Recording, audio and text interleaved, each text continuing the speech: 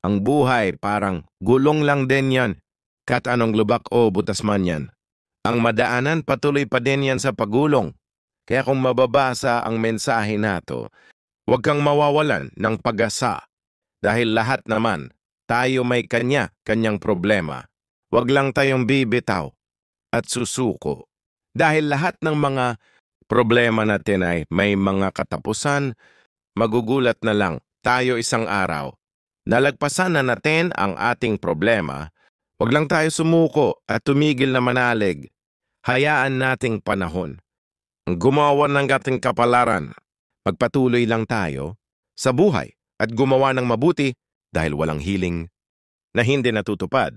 Matuto lang tayong maghintay sa tamang panahon, makakamit din natin ang inaasam-asam nating tagumpay. Dahil ako mismo, naniniwala ako na bawat tao ay may kanya-kanyang kapalaran. Nasa atin na lang kung sa anong paraan natin ito gagamitin. Sa mabuti ba? O di kaya sa masama? Kaya kung sakali na dumating at makamit na natin ang matagal na inasamasam, wag natin itong ubusin sa walang kwentang bagay, bagkos ito'y ating pahalagahan at ito'y ingatan.